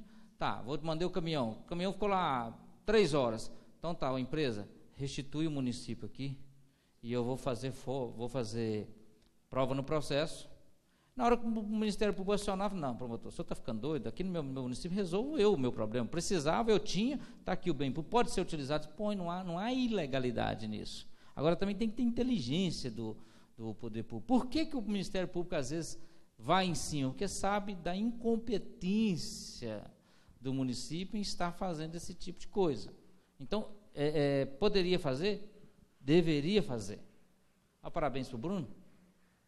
Vocês vão cantar parabéns dele depois também? Vamos, né? Então, também, aí o Ministério, eu particularmente acho que o Ministério Público ele tem cumprido, sim, em parte, o seu trabalho, porque antigamente não via nem isso. Mas a gente julga, no nosso ponto de vista, o que é mais prioridade para nós. E talvez não seja, no ponto de vista deles, mais prioridades ao Ministério Público. Agora, será que nós vamos ter que depositar essa necessidade de estar fazendo isso ao Ministério Público? É muito deprimente, não é? Porque então nós temos uma formação cultural muito ruim. Aí eu quero, Reinaldo, eu não sei se você teve ainda experiência de visitar algum país que exerce esse tipo de coisa. Eu tive e vou dizer para você, desde 2001 que eu vou sempre aos Estados Unidos, passo lá 30 dias e eu vou para dentro do município me ver como funcionam certas coisas. E uma das coisas que eu vi lá em 2013, exatamente a construção de uma obra, a construção de uma, lá tem muito, se chama passadiço, mas é como se fosse uma ponte que liga, faz tipo um contorno que passa por cima de uma via, para ligando uma via, porque lá tem muito isso, né? Lá não tem essa cultura de jogar tudo numa via só, para afogar o trânsito. Lá, você quer ir para lá, você pega uma via aqui e vai. Uma rota, chama de rota. Bem, tinha lá a construção. O município estava construindo essa, digamos assim, uma ponte. Não é a ponte no rio, mas sobre uma via. E aí, o município de Newtown, aí eu perguntei para o gestor, ele falou para mim, olha, aqui é o seguinte, licitação não é o nosso caso. Nós fazemos um projeto, nós cotamos padrão de qualidade, exatamente, padrão de qualidade, tempo e valor que nós orçamos e nós chamamos, quem quiser realizar, nós vamos contratar. Agora tem um detalhe, o contrato é feito assim, o padrão de qualidade é esse, o prazo é esse. Agora, se você não realizar dentro desse padrão de qualidade, nós não aceitamos a obra. E se você cumprir dentro do padrão de qualidade nesse prazo, tem um plus, um percentual sobre o contrato. Ou seja, isso chamaria de eficiência, né? Eficácia, né? E esse percentual maior seria repassado aos executores, aos subcontratados que trabalharam na obra, mas nada mais que justo, né? Então, você vê que tem uma diferença muito grande no que executar uma obra. Ou seja, a empresa X ganhou, mas no trabalho de fundação você vai ver uma outra empresa que loca os equipamentos trabalhando. Ela tem um prazo para fazer aquilo. Feito aquilo, vem uma outra para fazer a outra coisa e faz dentro daquele prazo. Então, o que falta para nós talvez seja esse comprometimento com a qualidade daquilo que nós fazemos. Porque, cara, a empresa deveria fazer o seguinte: o caminhão quebrou, o problema é meu. Eu tenho que garantir ao município a conclusão da obra. Se eu não vou terminar hoje, eu tenho que terminar qualquer dia que seja, mas eu tenho que terminar. O meu compromisso é com a obra pronta e não chegar para o prefeito, ó, quebrou, se você não arrumar, eu não faço. Não é isso. Né? Não é isso. Agora, isso tem que partir de uma cultura lá de trás. Né? Porque no Brasil é o seguinte, Reinaldo, você vai no posto de combustível, o cara quer te vender uma gasolina batizada. E olhe lá se a bomba não estiver te vendendo 900 ml por 1.000. Você vai na oficina mecânica, o cara quer pôr uma peça similar com preço de peça genuína. Você vai comprar um carro, ele te custa 40 mil. Se você chegar lá negociar, você compra por 35. Né? Você vai no supermercado, você acha um produto de um preço ou de outro. Só que esse de um preço mais barato, a qualidade do produto é muito ruim. Até a embalagem é ruim. Então, no Brasil, nós temos uma cultura de levar vantagem em tudo que a gente faz. Você vai no médico, cara, você entra no consultório do médico, ele fala assim, bom dia, o que você está sentindo? Estou sentindo a dor no peito. Aqui, vai lá e faz esse raio-x lá. E vai lá no raio-x, o raio-x é do médico. Tá? Raio-x é do médico.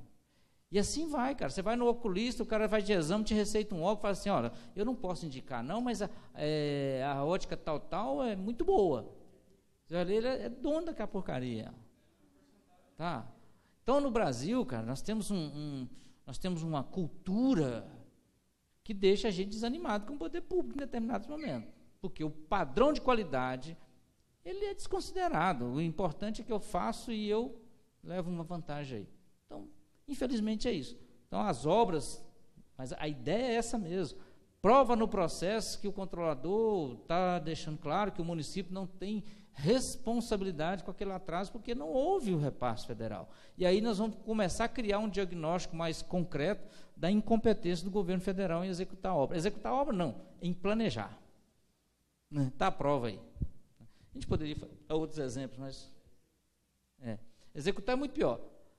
Olha, o controle interno vai auditar os saldos aplicados em convênios, repasse legislativo, alienações de bens, prazo de vigência de contratos, e toma iniciativa para fazer um plano anual de auditoria, isso aqui nós já falamos, promove avaliações periódicas por meio de auditorias objetivos, né, objetivos preventivos e corretivos, é o caso, fiscaliza, orienta e supervisiona a elaboração de relatórios, pareceres, auditoria, incluindo impacto físico e financeiro, coordena e orienta os trabalhos das comissões especiais e licitações, inquéritos disciplinares, sindicância, ou de estudo de tomada de conta especial. A coordenadoria da tomada de conta especial compete ao controlador geral, né? O Estado de Minas Gerais também funciona assim. Toma iniciativa para regulamentar, né, como vai ser feito PPA, LDO, LOA, inclusive nas audiências públicas, cobra o cronograma mensal de desembolso, elabora as normas de rotinas, que os procedimentos de rotina, registra e guarda toda a documentação passiva de fiscalização externa, como nós falamos anteriormente. Perfeito? Vamos lá. Aí vem, atesta lá o relatório, né, que vocês às vezes assinam e não sabem por quê, e aí vem as outras forma de atuação do controle interno, né, que nós já falamos no decorrer. Realiza a análise, consolida as leis, solicita abertura de processo, regulamenta a forma de tombamento de bens, presta auxílio à Câmara, né, portal da transparência e assim por diante. É chamando? Então lá. Bom, 10 minutos para o café. 15 agora? 15 minutos, não. Deve ter bolo, né?